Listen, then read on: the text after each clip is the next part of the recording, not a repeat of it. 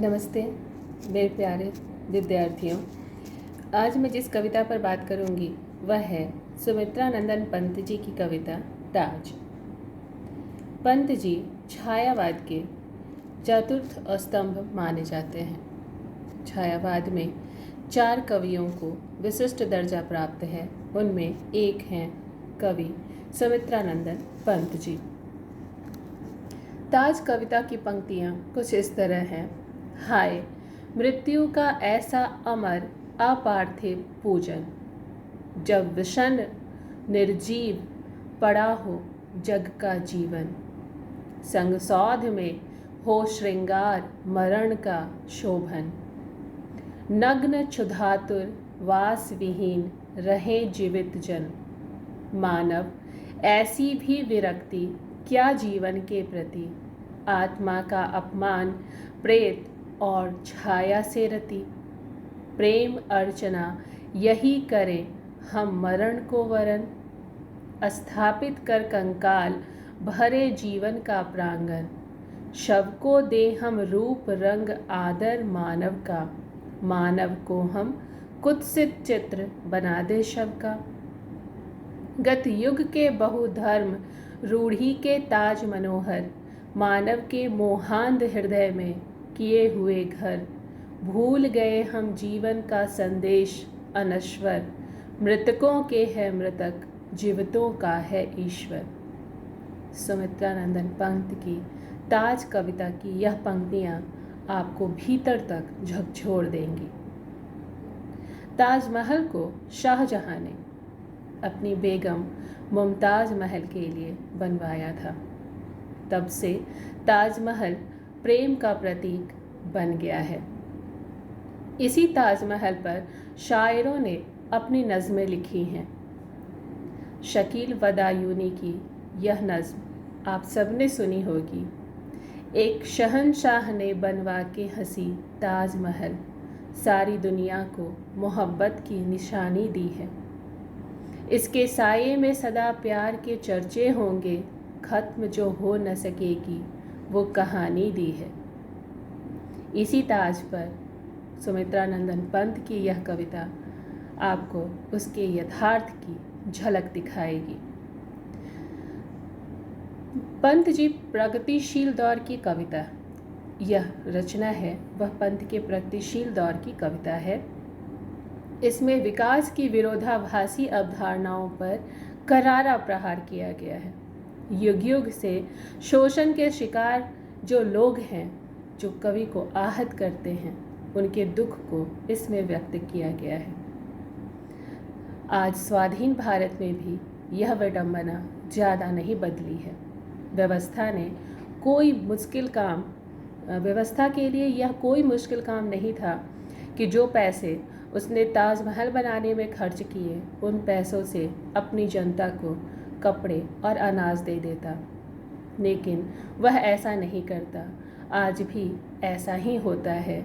यह कविता उस वक्त भी प्रासंगिक थी और आज भी प्रासंगिक है। युगांत काव्य संग्रह में यह ताज कविता संग्रहित है। इस संग्रह का प्रकाशन 1936 में हुआ था। आप सोचें, यह 1936 की कविता है। युगांत द्वारा पंत जी ने छायावाद के युग की अंत की घोषणा की थी। युगांत सुमित्रा नंदन पंत का दूसरा चरण है काव्य रचना का। यहाँ से कवि की वैचारिकता का विकास हुआ है। यह काव्य यथार्थवादी होते हुए भी लोक कल्याण की ओर प्रेरित करता है। इस काव्य संग्रह में कवि मानव कल्याण के लिए साधन मात्र मानता है मानवों को। कवि मानता है संसार में परिवर्तन हो रहे हैं, सारी मान्यताएं, रूढ़ियां, परंपराएं, संस्कृति सब कुछ टूट रहे हैं। प्राचीन परंपराओं का विरोध नहीं करना है, लेकिन संघर्ष जो है वह तो बना हुआ है। नैतिक आदर्शों को साथ लेकर चलना है, लेकिन विरोध बौद्धिक है। सुमित्रा नंदन पंत जी गांधी के सत्य और अहिंसा से प्रेरित भी दिखाई देते हैं। इस संग्रह की प्रमुख कविताएं हैं गा कोकिल, बरसा पावक कर्ण, बापू के प्रति, ज्योत्सना, ताज। प्रमुख कविताओं में बापू के प्रति कविता में सत्य अहिंसा के आदर्श को संपूर्ण जीवन का आदर्श बताया गया है। ताज कविता में कवि ने सौंदर्य और प्रेम का वर्णन नहीं करके मृत आदर्शों का ताज कहकर उसकी भर्त्सना की है। ताज कविता सुमित्रा नंदन पंत द्वारा लिखी गई कविता है, जिसमें उन्होंने अपना आक्रोश तो व्यक्त किया ही है, लेकिन अपने आक्रोश को व्यक्त करने के लिए उन्होंने जिसे आधार बनाया है वह है ताज महल। कवि का कहना है, जब समाज में गरीब और असहायों का शोषण करने वाले लोग उत्पन्न हो जाते हैं तो मानवता त्राही त्राही करने लग जाती है। पंत पर अरविंद दर्शन का प्रभाव था। उन्हें प्रकृति के सुकुमार कवि की उपाधि मिली तो छायावाद का प्रतिनिधि कवि भी कहा गया आचार्य शुक्ल के द्वारा, छायावाद का प्रवर्तक कहा गया नंदुलारे वाजपेयी के द्वारा, छायावाद का विष्णु कहा गया कृष्णदेव झारी के द्वारा, संवेदनशील इंद्रिय बोध का कवि कहा गया और उन्हें जो शब्द का शिल्पी कहा गया, छायावाद का विष्णु कहा गया, प्रकृति का सुकुमार कवि कहा गया। ये सब होने के बावजूद वे मुक्ति के प्रबल समर्थक कवि थे। छायावाद का प्रवर्तक मानने वाले नंदुलारे वाजपेयी के अनुसार वे छायावाद के प्रतिनिधि कवि हैं, लेकिन पंत जी इसके साथ साथ प्रगतिवाद के भी कवि हैं। उनकी रचनाओं में अरविंद का दर्शन भी है। बावजूद इसके उन्होंने कई कविताओं में वास्तविकता यानी मार्क्सवाद, जो पूंजीवाद के खिलाफ है, उसकी भी चर्चा की है और उनकी कविताओं में हम मार्क्सवादी चेतना भी देखते हैं।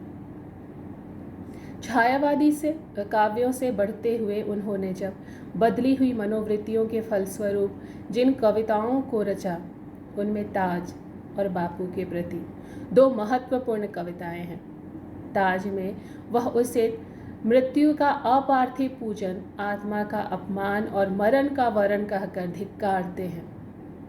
उन्होंने अपने सौंदर्य मूलक पक्ष का यहाँ पर बिल्कुल प्रतिरूप दिखलाया है। आश्चर्य है कि सौंदर्य के कवि पंत को ताज में वह दिखा जो बाकी के किसी कवि को नहीं दिखा। बापू के प्रति में गांधी के उन्होंने गद्यात्मक श्रद्धा निवेदित की है। उन्होंने युगांत में सब मिलाकर एक शुभेच्छा उत्पन्न की है, जो सोए स्वप्नों के तम में वे जागेंगे यह सत्य बात, जो देख चुके जीवन निशित वे देखेंगे जीवन प्रभात। युगांत के बाद जो पंत का काव्य विकास है वह आगे जाकर मार्क्सवाद, गांधीवाद और अरविंद दर्शन, इन सब पर धीरे धीरे खुलता है। उन्होंने आगे जाकर बहुत सारी रचनाएं ऐसी रची जिसमें उनकी प्रतिनिधि क्षमता दिखती है। हाय मृत्यु का ऐसा अमर अपार्थिव पूजन। ताज किसके लिए बना? एक मृतक आत्मा के लिए, उसकी पूजा के लिए उसे वहाँ दफनाया गया और लोग उसे देखने जाते हैं। वह कहते हैं, जब विषण निर्जीव पड़ा हो जग का जीवन, जब संपूर्ण जगत ही निर्जीव पड़ा हुआ है, तब उस वक्त ताज जो है वह किस बात का प्रतीक बन जाता? इसी बात का कि जहाँ मरण का श्रृंगार किया जाए, उसकी शोभा का बखान हो। जब लाखों लोग नंगे हैं, भूखे हैं, आवास नहीं है उनके पास, कपड़े नहीं हैं उनके पास, उन जीवित लोगों की चिंता करने के बदले एक मरे हुए के लिए इतना कुछ साज श्रृंगार। वह कहते हैं, मानव ऐसी भी क्या विरक्ति है जीवन के प्रति? इस संपूर्ण जीवन के प्रति विरक्ति क्यों है? आत्मा का अपमान करते हो और प्रेत और छाया से रति करते हो, भूतों से प्रेम करते हो। प्रेम अर्चना यही है कि हम मरण को वरण करें, कंकाल को स्थापित करें और जीवन के प्रांगण में बिठा लें। शव को हम रूप दे, रंग दे, आदर दे, मान दे और खुद अपनी ही जाति मानव जाति को खुद से चित्र बना दे शव का, उन्हें शव बना दे और मरे हुए को मान सम्मान दे। वह कहते हैं, यह सब बेकार की बातें हैं कि ताज बहुत खूबसूरत है। यह मानव के मोहांध में, जो मोह में है, प्रेम में झूठ बोलता है, हृदय में किए हुए घर भूल गया है कि जीवन का संदेश है वह अनश्वर है। जीवन का संदेश यही है कि हमारी आत्मा रहती है, हमारे हाड़ कंकाल इस पृथ्वी पर नहीं रहते। मृतकों का मृतक है और जीवितों के ईश्वर, आप जीवितों के ईश्वर बने। हे जो पालनहार हैं, हे जो राजा हैं, हे वो सभी लोग जो पूंजियों के प्रतिनिधि बने हुए हैं, उन सब से कवि यह कहता है कि आप लोग मिलकर इस युग का उत्थान करें, मानव जाति का उत्थान करें, ना कि उनका उत्थान करें जो मर चुके हैं, जिनकी जीवन लीला ही समाप्त हो चुकी है। धन्यवाद।